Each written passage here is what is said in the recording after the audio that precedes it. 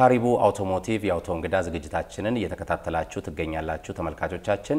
በዛሬው ዝግጅታችን ወቅታዊ ጉዳይ እናነሳለን። እዚህ ከኔ ጋር ከትራንስፖርትና ሎጂስቲክስ ሚኒስቴር እንግዳ ተገኝተዋል። እንግዳችን እንኳን ወደ ካሪቡ አውቶሞቲቭ ፕሮግራማችን በደህና መጡ። አመሰግናለሁ። ብዙዎቻችን እናውቆታለን፣ ከኛ ጋርም በቅርበት ይሰራሉ። ለማያውቁት ተመልካቾች ራስዎትንና የሥራ ኃላፊነትዎን ቢገልጹልኝ። አመሰግናለሁ። አሰፋ ሐዲስ ባላለው በትራንስፖርትና ሎጂስቲክስ ሚኒስቴር የትራንስፖርት አገልግሎትና ቁጥጥር ዘርፍ አማካሪ። መንግስት በቅርቡ የተሽከርካሪዎች ሰሌዳ ለውጥ ሊደረግበት ነው፣ ተሽከርካሪዎች ሰሌዳቸውን ይቀይራሉ ብሏል። በቅድሚያ ይሄን ሰሌዳ መቀየር ለምን አስፈለገ? በዚህ ወቅት የተሽከርካሪዎችን ሰሌዳ መቀየር ያስፈለገበት ምክንያት አሰራሮች እንደሚታወቀው ይቀየራሉ፣ ይፈተሻሉ። ሰው ችግር ካለባቸው በየጊዜው ማሻሻል እንደተጠበቀ ሆኖ ማለት ነው። ይሄ የሰሌዳ እኛ የምንጠቀምበት ከ1994 ዓ.ም ጀምሮ የምንጠቀምበት ሰሌዳ በተለይ ከአሰራር አንፃር ማጭበርበሮችን ለማስቀረት የመረጃ ስርዓቱን ለማዘመን እና በዓለም አቀፍ ስምምነት መሰረት ደግሞ ኢትዮጵያ የምትታወቅበትን የራሷን ኮድ ይዛ ሌላው ዓለም ጋር ተደራሽ ለመሆን እና ሌሎችም ምክንያቶች አሉ። በዋናነት ግን እነዚህን መሰረት ያደረገ ነው። አሁን እየተጠቀምንበት ያለው የተሽከርካሪ ሰሌዳ ወይንም ታርጋ ላይ የክልሎች ስም ወይንም መለያ ኮድ አለው። ከዚህ ጋር ተያይዞ ብዙ ሰዎች ይሄ እዛ ላይ መደረጉ ለስራ ለተለያዩ እንቅስቃሴዎች እንቅፋት እየሆነ ነው፣ መቀየር አለበት የሚል ጥያቄ ሲያነሱ እናዳምጥ ነበር። አሁን በአዲሱ አሰራር ይሄ እንደቀረም ደግሞ ተረድተናል። እሱን ቢያስረዱ። አሁን ስንጠቀምበት የነበረው እንዳልከው አንተም እንደገለጽከው ከ1994 ዓ.ም ጀምሮ ስንጠቀምበት የነበረው ያው በክልሎች የተከፋፈለ ነው። በክልሎች የክልሎችን መጠሪያ ከፊት ለፊት ሁለት ፊደላትን በመውሰድ እና ቀጣይ ያሉ ቁጥሮችን በመደርደር ያለ ነው። አንዱ ለመቀየሩ አንዱ ምክንያትም አንዱ ይሄኛው ነው። ሰዎች ዜጎች በአገራቸው ላይ ከየትኛውም ጫፍ ወደ የትኛውም ጫፍ የመንቀሳቀስ መብት አላቸው። ሆኖም ግን ይሄ የማይስማማቸው የተወሰኑ አካላት ይሄን ሰሌዳ ብቻ በማየት አንዳንዶቹ የጥቃት ሰለባ የሚሆኑበት ሁኔታዎች ነበሩ። ይሄ ሲቀየር ምንም እንኳን የክልሎች ድርሻ የክልሎች ስራ በአዲሱ አሰራር ምንም የሚቀየር ነገር ባይኖርም ከላይ የሚጻፍ ጽሁፍ ግን ምንም ነገር ስለሌለው ክልሎችን መግለጽ የሚችል ምንም ነገር ስለሌለ ይሄ ስጋት ያስቀራል ብለን እናስባለን። የተሽከርካሪዎች ሰሌዳ ላይ የክልሎች ስም ወይንም የአካባቢ ስም ሲጻፍ አንዳንድ ጊዜ ለጥቃት ይዳርጋል። ተሽከርካሪዎችም እንደልባቸው ከቦታ ቦታ እንዳይንቀሳቀሱ ያደርጋል ብለናል። ይሄንን ማንነት ወይንም የአካባቢ ማንነት ልንለው እንችላለን። አጉ ወይንም አካል ጉዳተኛ የሚል ሰሌዳ ደግሞ ይዛችሁ መጣችኋል። አካል ጉዳተኛ መሆኑን ሰሌዳው ላይ ልንጽፍ ነው። የዚህስ ምክንያቱ ምንድነው? መልካም ጥሩ ጥያቄ። አጉ የተባለበት ዋና ምክንያት የአካል ጉዳተኛ ማንም ፈልጎት አካል ጉዳተኛ የሚሆን አካል የለም። ሆኖም ግን እነዚህ አካል ጉዳት ያጋጠማቸው አካላት ጥበቃ ሊደረግላቸው ይገባል። ፕሪቪሌጅ ያስፈልጋቸዋል። ቅድሚያ መሰጠት የሚገባቸው ነገሮች ያስፈልጋቸዋል። ይሄን ለማድረግ የፓርኪንግ ሊሆን ይችላል፣ በጉዞ ላይ ያለ መስመር ቅድሚያ መስጠት ሊሆን ይችላል። ሌሎች ለአካል ጉዳተኛው መደረግ ያለባቸው በመንገድ ላይ መደረግ ያለባቸው እንክብካቤዎችን ለማድረግ ማንነቱ ሲታወቅ ነው። ተመሳሳይ ሰሌዳዎች ከሆኑ ተመሳሳይ የሆነ ትሪትመንት ወይ ተመሳሳይ የሆነ አያያዝ ነው የሚኖረውና ይሄ በተለየ መልኩ ትሪት ለማድረግ በተለይ ከዓለም አቀፍ ስምምነትም ጋር ያሉ ለአካል ጉዳተኞች መደረግ ያለባቸው እንክብካቤዎችን በመንገዶችም ላይ ተግባራዊ ለማድረግ ሲባል ነው ይሄንን ሰሌዳ መለየት ያስፈልገው። በዓለም አቀፍ ደረጃ የተሽከርካሪዎች ሰሌዳ ላይ አገራትን የሚገልጽ ኮድ ይቀመጣል። ኢቲኤች የሚለው የኛ ኮድ ነው። መንግስት ሰሌዳ ሊቀይር ነው ሲባል ግን ብዙዎች የሀገራችን ሰንደቅ ዓላማ ላው ላይ ሊደረግ ይችላል የሚል ግምት ሲያስቀምጡ ነበር። ሰንደቅ ዓላማው ያልተደረገበት ምክንያት ምንድነው? እንዳልከው አንዳንድ ሀገሮች ሰሌዳቸው ላይ የሰንደቅ ዓላማ ያደርጋሉ፣ አንዳንዶቹ ደግሞ ያደርጉ። ስለዚህ ሁሉም ሀገራት አይደለም የሚያደርጉት። ሁሉም የሚከተሉት ወጥ የሆነ አሰራር አይደለም። ስታንዳርድ የሰሌዳው ስፋት፣ ርዝመት፣ ቁመት ስታንዳርድ አለው። እዛ ውስጥ መካተት ያለበት ግን የግድ ይሄ ነው የሚባል ነገር የለም። የግድ አንዳንዶች አድርገውታል፣ አንዳንዶች ደግሞ አያደርጉትም። ከዛ የተነሳ ኢትዮጵያም ባይካተት የግድ ስታንዳርድ አላሟላም ማለት አይደለም። ስለዚህ ሌሎቹ እንደሚያደርጉት መካተት ያለባቸው በጣም በመሰረታዊነት መካተት ያለባቸው ተካተዋል። የሚኒስትሪው ግን ስታንዳርዱን ነው የሚያስጠብቀው። ስታንዳርዱ በዓለም አቀፍ ደረጃ የሚታወቅበት የግድ በቬና ኮንቬንሽን መሰረት የምትታወቅበት ኢቲኤች ነው። ስለዚህ በየትኛውም ሀገር የግድ ባንዲራው ስለሌለ ሳይሆን የምትታወቅባቸው አገሮች የሚታወቁበት ኮድ ስላላቸው ያንን ካስቀመጥን በቂ ነው፣ ሌሎች መገለጫዎች ደግሞ ሊኖሩ ይችላሉ በሚል የተቀመጠ ነው እዛና በዋናነት አገሪቱን መግለጽ የሚችል በቬና ኮንቬንሽን መሰረት ኢቲኤች የሚል ስላለ በየትኛውም አካባቢ የምትታወቅበት ይሆናል። አዲሱ ሰሌዳ ወይንም ታርጋ በላዩ ላይ ምን ነገሮች ተካተዋል? አዳዲስ ከቴክኖሎጂ ጋር የተገናኙ ነገሮች ምን አሉት? መልካም፣ በጣም ጥሩ ጥያቄ ነው። የዚህ ሰሌዳ ለመቀየሩ ምክንያት የሆነው አንዱ አሰራሩን ማዘመን ነው ብለናልና አሰራሩ የሚዘምነው ደግሞ በቴክኖሎጂ ነው። በዚህ ሰሌዳ ላይ ቴክኖሎጂዎች አሉት፣ ፊቸሮች አሉት። ይሄ ማለት ኪውአር ኮድ አለው። ይሄ ኪውአር ኮድ ሰሌዳው እዛ ያለው ሰሌዳ በትክክል ከአምራቹ የተመረተ ነው ወይ ብለን አይደንቲፋይ የምናደርግበት ነው። ሲሪያል ነምበሩን ጭምር ማለት። ሌላው ደግሞ ቺፕስ አለው። ይሄ ቺፕስ ደግሞ የተለያዩ መረጃዎች አሉት። መረጃዎቹ ምንድናቸው? አንድ ተሽከርካሪ በዋናነት ሊይዛቸው የሚገቡ መረጃዎች ማለት ናቸው። የአሽከርካሪው ባለቤት፣ የሞተር ቁጥሩ፣ የተሽከርካሪ የሞተር ቁጥር፣ ሻንሲ ቁጥር፣ ሶስተኛ ወገንም ሌሎች አጠቃላይ መረጃ ወደ 10-11 የሚሆኑ መረጃዎች እዛ ላይ አሉትና በቀላሉ ያ ደግሞ ማንበብ ያለው ማንም ያ ቺፕስ ማንም የሚመለከተው አካል ካልሆነ በስተቀር ያንን ማንበብ አይችልም። ይሄ ሰሌዳው ላይ ያለ ነው። ልክ ተመሳሳይ እዛ ቺፕስ ላይ ያለው ደግሞ በአርኤፍአይዲ ደግሞ ዊንድሺልድ ላይ ከላይ ከመኪናው መስታወት ላይ ትልቁ የፊት መስታወት ላይ ማለት ነው እዛ ላይ ይደረጋል። እሱም ይደረጋል። ኢንኬዝ ያ መስታወቱ ሰሌዳው እንኳን ችግር ቢደርስበት ምናልባት በግጭት ጊዜ የመሰባበር ነገር ቢደርስበት ላይ ያለው መረጃ በደንብ መረጃው ተደራሽ ለሚመለከተው አካል ተደራሽ ማድረግ ይችላል የሚል ሐሳብ አለ። አጠቃላይ አንድ ተሽከርካሪ በዋናነት ሊይዛቸው የሚገቡ መረጃዎች እዚህ ሰሌዳ ላይ ተካተዋል። በሌሎች ሀገራት እነኚህ በኤሌክትሪክ ኃይል የሚሰሩ ተሽከርካሪዎች ሰሌዳቸው የተለየ ነው። ይሄ ሰሌዳ የሚለይበት ምክንያት ደግሞ የክፍያ መንገድ ላይ ሲገቡ ቅድሚያ ሊያገኙ የሚችሉበትን ነገር ሊፈጥርላቸው ይችላል። ፓርኪንግ ላይ ቅድሚያ እንዲያገኙ ሊያደርጋቸው ይችላል። እንደየሀገራቱ ይለያያል። እኛም ሀገር በኤሌክትሪክ የሚሰሩ ተሽከርካሪዎችን ሰሌዳ ለይታችሁታል። ምክንያቱስ ከውጪዎቹ ጋር የተገናኘ ነው?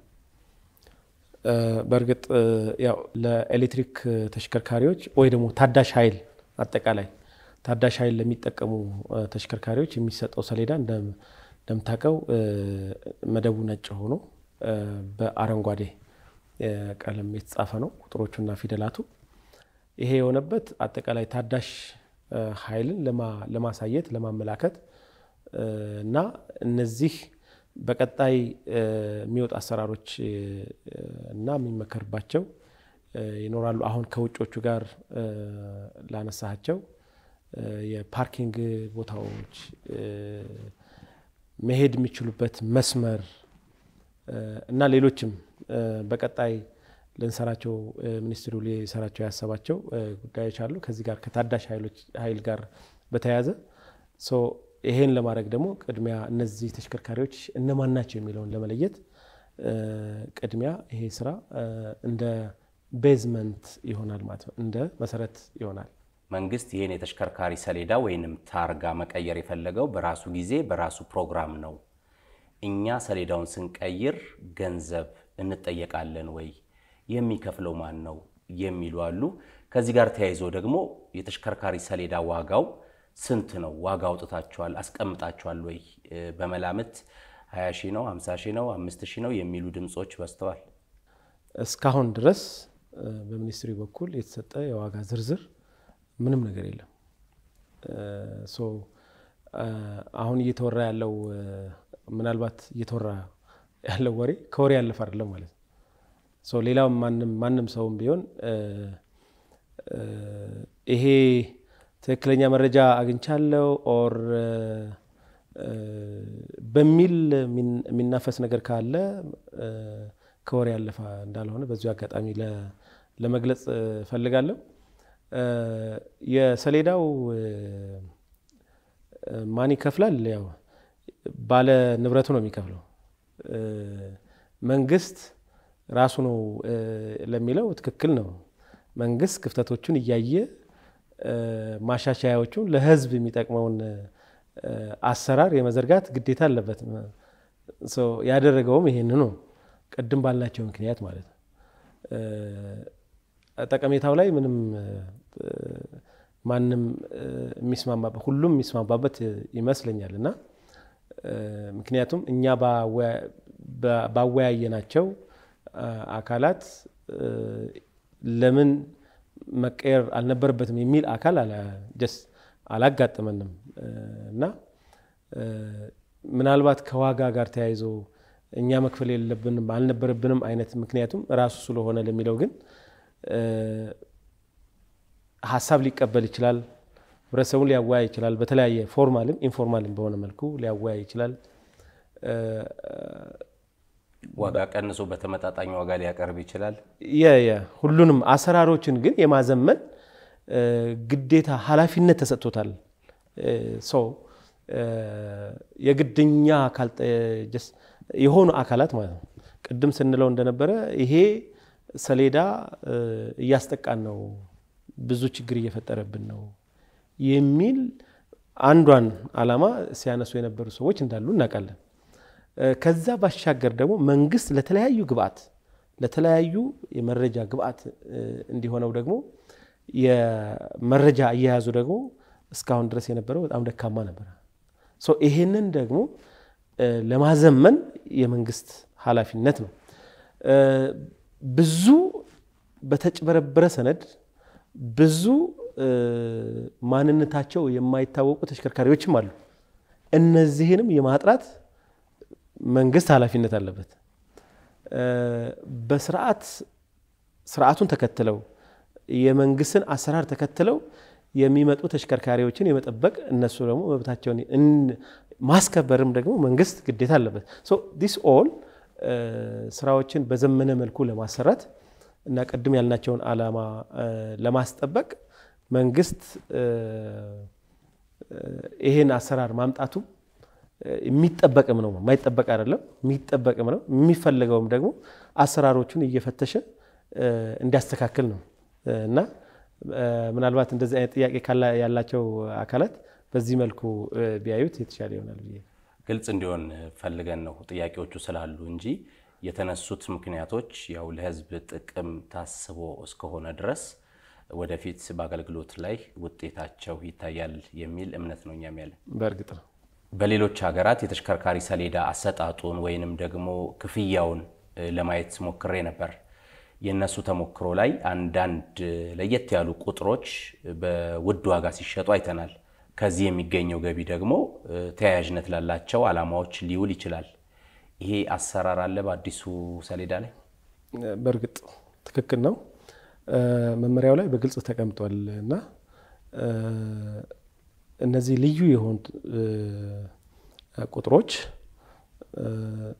በሶስት መልኩ ሊሆን ይችላል። የመጀመሪያው በጣም ላኪ ነምበር የሚላቸው ኢትዮጵያ ውስጥ በጣም የተለመደ ባይሆንም እሱ የእድል ቁጥር የሚል አካል ካለ እሱን በልዩነት መስጠት የሚያስችል አሰራር ይዘረጋል። የፕሪስቲጅ እነዚህ ተከታታይ የሆኑ ቁጥሮች ደግሞ የሚፈልግ አካል ሊኖር ይችላል። ኦሬት ደግሞ በድርጅቱ በራሱ በድርጅቱ ስም ሊያሰራ ይችላል። ስለዚህ ይሄ መመሪያው ላይ በግልጽ ስለተቀመጠ በቀጣይ ይሄ ከዚህ በፊት ያልነበረ ግን አሁን የሚሰራበት አንዱ አውድ ነው። ከዚህ በፊት ሰሌዳዎች በእኛ ሀገር በፐብሊክ ሰርቪስ እንደሚመረቱ አቅ ነበር። አሁን አዲሱ ሰሌዳ አገር ውስጥ ነው የሚመረተው ውጭ ሀገር ነው የሚመረተው? ብዙ አዳዲስ ነገሮች የቴክኖሎጂ ውጤቶች ላይ ስላሉ ጭምር። ልክ ነው። ፐብሊክ ሰርቪስ የትራንስፖርት አገልግሎት ምርት ከዚህ በፊት ሚኒስትሪው ላይ የትራንስፖርት ባለስልጣን ያለ ሲመረተ የነበረው በውክልና ተሰጥቶት እያመረተ ነው ያለው። ያመርታል፣ ያሰራጫልና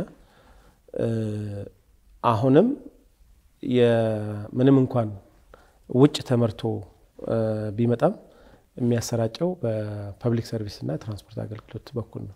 ከዚህ በፊት ክልሎች ሰሌዳውን ከፐብሊክ ሰርቪስ ተረክበው ራሳቸው ያከፋፍላሉ፣ ገንዘቡንም ያስከፍላሉ። አሁን ባለው አዲሱ ሰሌዳ አሰራር መሰረት የክልሎች ስልጣንና ተግባር ተቀይሯል ወይስ እንደ በፊቱ ነው? ሰሌዳው ላይ ያሉት የቴክኖሎጂ ውጤቶችም አሉ። እነሱን የመቆጣጠር የመከታተል ስልጣን አላቸው? በጣም ጥሩ። አዲሱ ሰሌዳ ከክልሎች ስልጣንና ኃላፊነት ጋር በተያያዘ ምንም የተቀየረ ነገር የለም። ክልሎች ከፐብሊክ ሰርቪስ ትራንስፖርት አገልግሎት ሰሌዳቸውን በጥያቄያቸው መሰረት ጥያቄ ያቀርባሉ። በጥያቄያቸው መሰረት ይሰጣቸዋል፣ ይመዘግባሉ። ከዛ ማግኘት የሚገባቸውን ነገር ሽያጫቸውን ያካሂዳሉ፣ ገንዘባቸውን ያገኛሉ፣ ያስተዳድራሉ። አንዱ እና ዋናው ከሚኒስትሪው ጋርም ከስርጭት ጋር የሚያገናኛቸው ነገር እነዚህ ሰሌዳዎች በሙሉ በሲስተም ነው ዲስትሪቢዩት የሚደረጉት ማለት ስርጭት የሚካሄደውና እያንዳንዱ ክልል ላይ የሚመዘገብ ሰሌዳ ሚኒስትሪውም ላይ አክሰስ የማድረግ መብት አለው ኦር አክሰስ ያገኛል።